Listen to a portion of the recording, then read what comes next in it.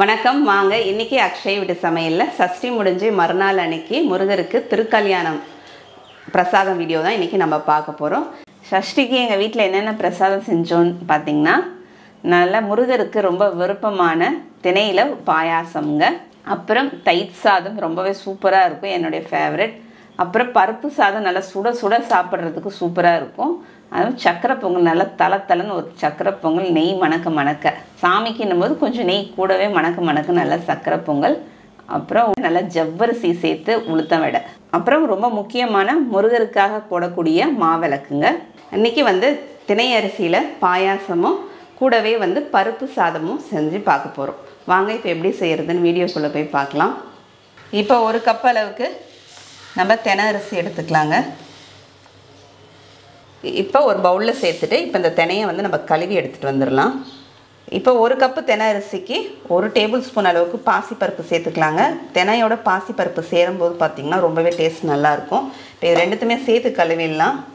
இப்போ கழுவி பாசிப்பருப்பும் திணையும் நம்ம கழுவி எடுத்துகிட்டு வந்துட்டோம். இப்போ ஸ்டவ் ஆன் பண்ணிடலாங்க. இப்போ இதை வறுத்துக்கலாம். வறுக்கிறதுக்கு 1 ஸ்பூன் அளவுக்கு நெய் சேர்த்துக்கிறேன். நம்ம கழுவிட்டே இதை வறுக்கலாம். இது துணியில் காய போடணும் நம்ம திணை அரிசி இல்லை. ஏன்னா பவுடராக அரைக்கிறதா இருந்தால் தான் நம்ம நல்லா கழுவிட்டு துணியில் போட்டு நம்ம நல்லா காய வச்சுட்டு அதுக்கப்புறமா நம்ம வறுக்கணும். இப்போ பாயாசத்துக்குன்றதுனால இதை அப்படியே கழுவி எடுத்துகிட்டு வந்துட்டு அப்படியே நல்லா வறுத்துக்கலாம். நீங்கள் வறுத்துட்டு கூட நீங்கள் கழுவி எடுத்துகிட்டு வந்துடலாம். நான் கழுவிட்டு வறுக்கிறேன், வறுத்துட்டு கூட கழுவிக்கிங்க. இப்போ நம்ம நல்லா வாசனை வர வரைக்கும் வறுத்துடலாம். வறுத்தாச்சு. இப்போ தண்ணி சேர்த்துடலாங்க. ஒரு 2.5 கப் அளவுக்கு தண்ணி சேர்த்துருக்குறேன். நம்ம அரிசி எடுத்த திணை அரிசி எடுத்த அதே கப்பால். இப்போ 1 கப் அளவுக்கு பால் காய்ச்சின பால் தாங்க சேர்க்குறேன். இப்போ நம்ம தண்ணியும் பாலும் சேர்த்து நமக்கு நல்லா ஒரு கொதி வந்தாச்சுங்க. இதில் ஒரு 2 சிட்டிகை அளவுக்கு உப்பு சேர்த்துக்கலாம், ஸ்வீட் நமக்கு தூக்கி கொடுக்கறதுக்காக. இப்போ குக்கர் போட்டு மூடிடலாங்க. இப்போ மூடிட்டு ஒரு 4-5 விசில் கொடுத்துடலாங்க. இப்போ 1 கப்பு திணை அரிசிக்கு வெல்லம் எவ்வளோ சேர்க்கலான்னு பார்க்கலாங்க. இப்போ 1.25 கப் அளவுக்கு துருவன வெல்லம் எடுத்துருக்கிறேன். ஆனால் உங்களுக்கு ஸ்வீட் இது கொஞ்சம் ஸ்வீட் மைல்டாக தான் இருக்கும். உங்களுக்கு ஸ்வீட் கொஞ்சம் கூட வேணும்னா 1.5லேருந்து 2 கப் அளவுக்கு கூட நீங்கள் வெல்லம் சேர்த்துக்கலாம். ஒரு 1/2 கப் அளவுக்கு தண்ணி சேர்த்துருக்கேன். சேர்த்துட்டு இப்போ ஃபஸ்ட்டு இது கரைச்சிக்கலாங்க. பாயாசத்துக்கு தேங்காய் பார்த்திங்கன்னா ஒரு மூலி அளவுக்கு தேங்காய் மூலி எடுத்து வச்சுருக்கேன் இந்த சைஸில்.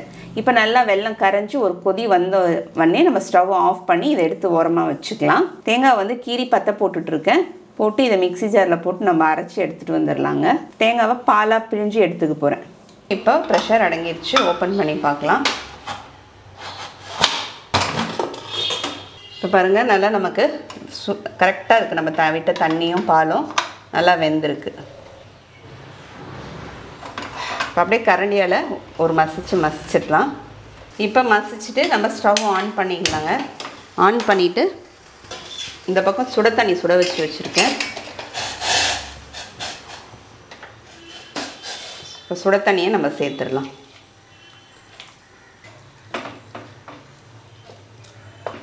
சேர்த்துட்டு கலந்து விட்டுருங்க. கலந்து விட்டுட்டு ஒரு கொதி வரணும். நமக்கு பச்சை தண்ணி சேர்த்தோம்னா கொஞ்சம் சப்புன்னு இருக்கும். அதுக்காக தான் சுட வச்சுட்டு நல்லா நம்ம சேர்த்தோம்னா டேஸ்ட் மாறாமல் இருக்கும்.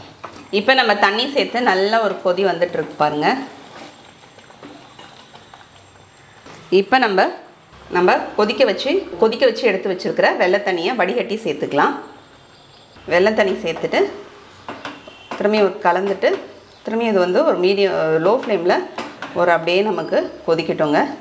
ஒரு 3-4 நிமிஷம் அப்படியே நல்லா நமக்கு கொதிக்கட்டும். இப்போ ஸ்டவ்வில் ஒரு பேன் எடுத்து வச்சுருக்கேங்க. அந்த பக்கம் வெள்ளை தண்ணி ஊற்றி நம்ம கொதிச்சுட்ருக்கு பாயாசம்.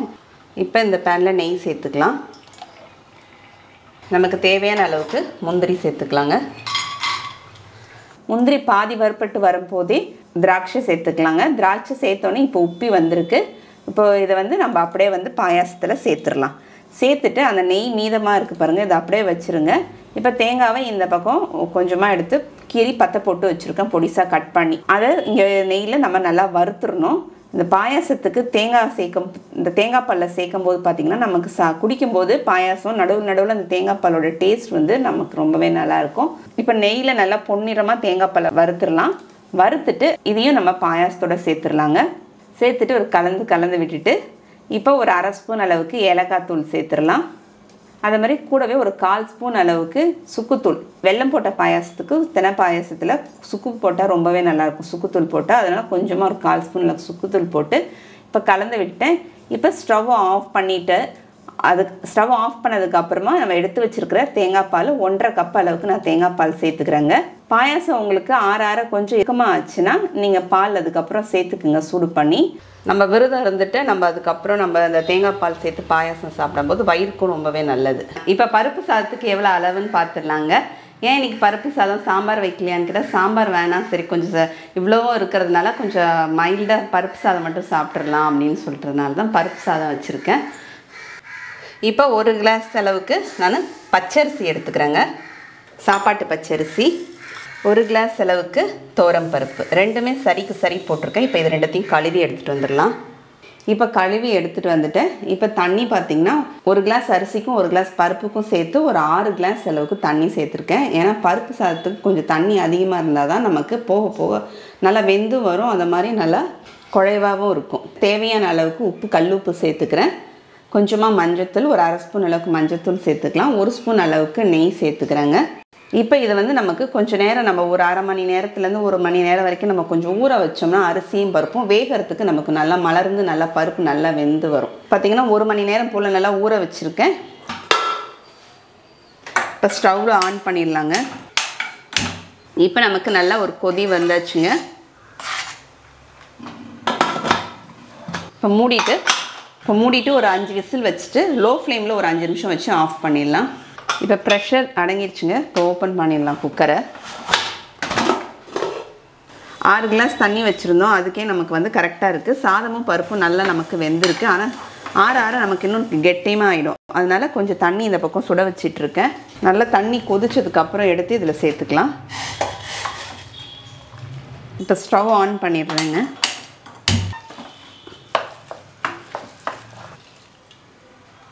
நல்லா கொதிக்கிற தண்ணியை வந்து நம்ம இதில் சேர்த்துக்கிட்டா கரெக்டாக இருக்கும். ஏன்னா அப்போ தான் நமக்கு நல்லா பருப்பு சாதம் கொஞ்சம் தளன்னு இருந்தால் தான் சாப்பிட்றதுக்கு ரொம்பவே நல்லாயிருக்கும். அதுவும் நல்லா சுட சுட சாப்பிட்றதுக்கு ரொம்பவே சூப்பராக இருக்கும். இந்த சாதத்தை எடுத்து இப்படி வச்சுட்டு இந்த பக்கம் தாளிக்கிறதுக்கு நம்ம ரெடி பண்ணிடலாம்.